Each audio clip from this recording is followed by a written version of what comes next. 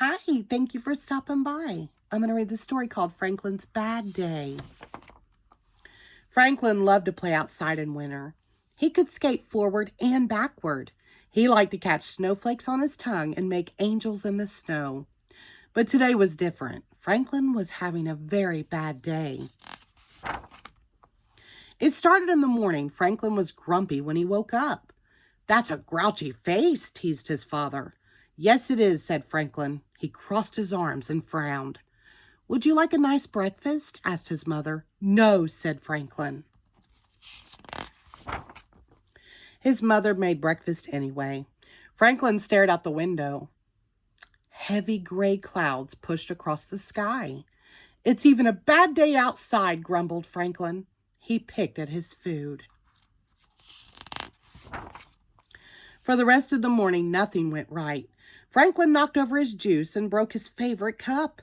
He couldn't find his marbles, and the last piece of his puzzle was missing.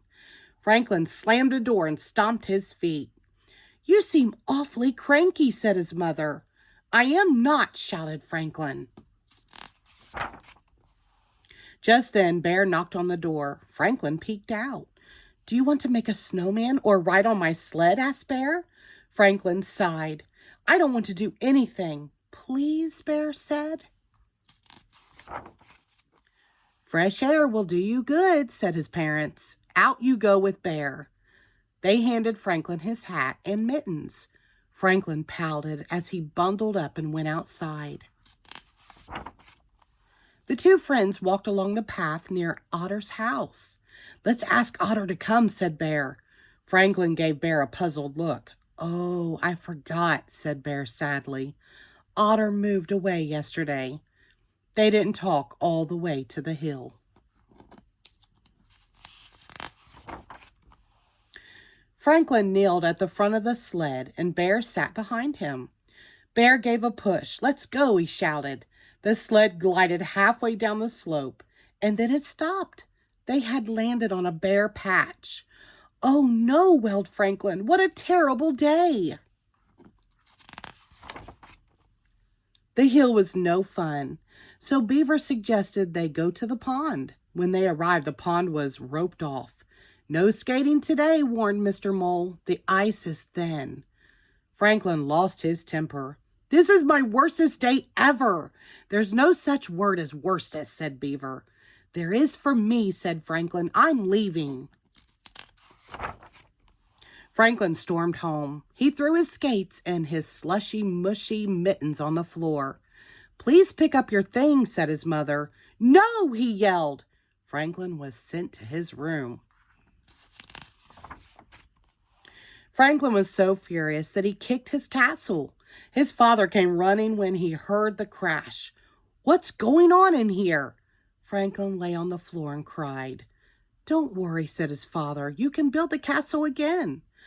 "But I made the castle with Otter, and she's not here anymore," sobbed Franklin.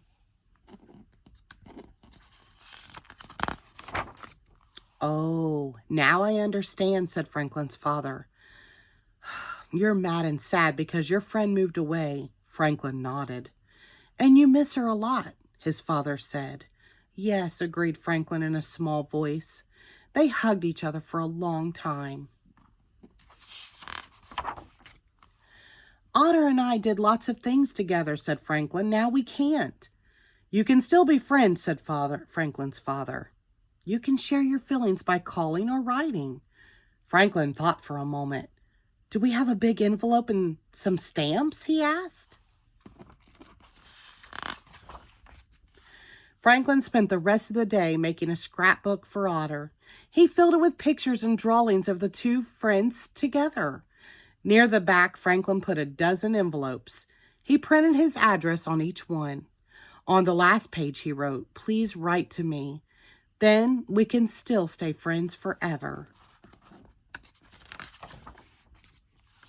As he walked to the mailbox, Franklin felt better.